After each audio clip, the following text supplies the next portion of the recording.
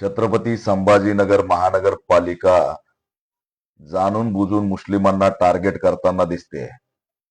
शहागंजमध्ये bulldozer घालून दुकानांची तोडफोड करून काही गाडे उचलून अतिक्रमणची कारवाई दाखवते. परंतु जेव्हापासून भारतीय जनता पार्टी आणि शिवसेनेची सत्ता या महानगरपालिकेत आली तेव्हापासून मुस्लिमांना टार्गेट करण्याचा अजेंडा राबवला जातोय. दुर्दैव आहे की महापौर समीर राजूरकर आणि उपमहापौर राजेंद्र जंजाळ यांना मोठी संधी आहे या ठिकाणी विकास करण्याची, परंतु ते धार्मिक उन्माद आणि दंगलीचं वातावरण पेरतायत. याच्यापेक्षा दुर्दैव असू शकत नाही. मी त्यांना विचारतोय, रमजान महिना सुरू असताना, हा पवित्र सण असताना रमजान महिन्यामध्ये शहागंजमध्ये बुलडोझर घालण्यापाठीमागे दंगलीचं षडयंत्र तर नाही ना, हा प्रश्न सुद्धा मी विचारतोय.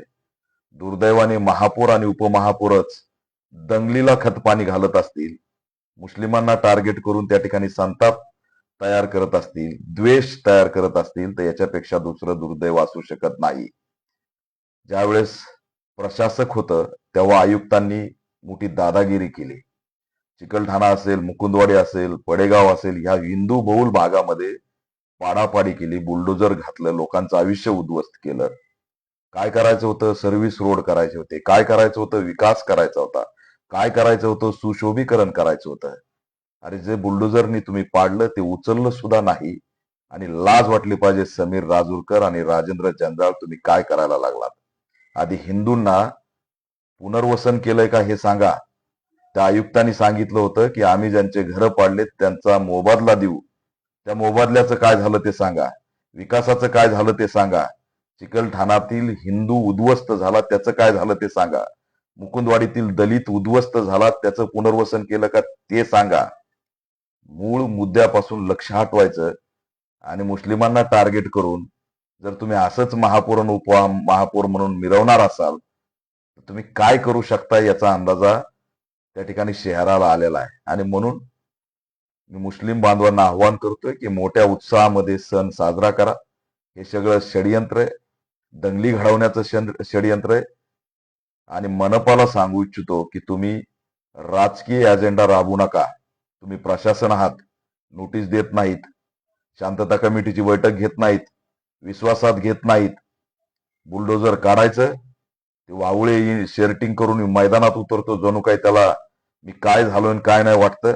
लोकांचे, गरिबांचे गाड्या उचलायच्या, शटर त्या ठिकाणी तोडफोड करायची आणि दहशत निर्माण करून लोकांना भयभीत करायचं, हे सोडून द्या.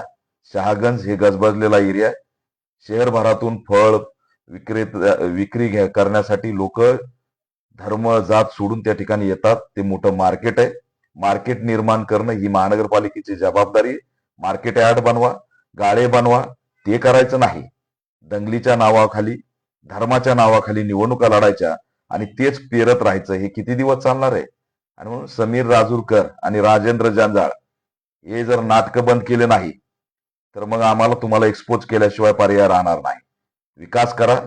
हिंदूंना उद्ध्वस्त केलं त्यांचं पुनर्वसन करा. का पाडले ते आमचे सगळे हिंदूंचे घरं, बहुजनांचे घरं, मुस्लिमांचे घरं, आदिवासींचे घरं, दलितांचे घरं, त्याचं उत्तर द्या. त्यांचा मोबदला दिलाय का याचं उत्तर द्या. आणि या सगळ्यांना घेऊन मोबदल्यासाठी आम्हाला मग महानगरपालिकेवरती ताकदीने यावं लागेल. विकास करा. विकासातून शहर सर्वांगीण दृष्टीने त्या ठिकाणी उज्ज्वल करा. हे दंगल, रमजान मध्ये जाऊन खोडसाळपणा करायचा, बुलडोझर घालायचं शहागंज मध्ये, हे सोडून द्या. तुमचे मनसुबे काय आहेत हे आम्ही चांगलं ओळखतो. त्याच्यामुळे दंगलीला खतपाणी घालण्याचा प्रयत्न करू नका. या सगळ्या प्रकरणाचा दखल राज्याच्या गृहमंत्र्यांनी तात्काळ घेतली पाहिजे, पोलीस विभागाने घेतली पाहिजे, गृह विभागाने घेतली पाहिजे आणि शांतता कमिटीची बैठक घेऊन शहागंज प्रकरणानंतर वातावरण दूषित होणार नाही याची सर्व काळजी गृह विभागाने घेतली पाहिजे. आणि हे यांची काही पोस्ट बघतोय, जबाबदार म्हणून शहराचे मुख्य झालेले त्यांनी असणार धर्माचा त्या ठिकाणी तिटकारा करू नये. शहर चांगलं त्या ठिकाणी आहे, शांत आहे, त्याला शांत ठेवा, एवढीच असणारी अपेक्षा बाळगतो. आणि याच्यानंतर रमजान मध्ये कुठंही गाड्या असू, गाळे असू, गाडे असू, कुणालाही बुलडोझर शाही चालू नये. बुलडोझर शाही पुन्हा चालवायचा प्रयत्न केला सणामध्ये तर त्या ठिकाणी मोठी प्रतिक्रिया दिल्याशिवाय आम्हाला पर्याय राहणार नाही असा इशारा ऑल इंडिया पॅन्थर सेना देत आहे. मुस्लिम बांधवांनी त्यांचा सण मोठ्या उत्साहात साजरा करावा आणि त्या ठिकाणी कुणालाही भयभीत होऊन घाबरून जाऊ नये असं आवाहन करतो.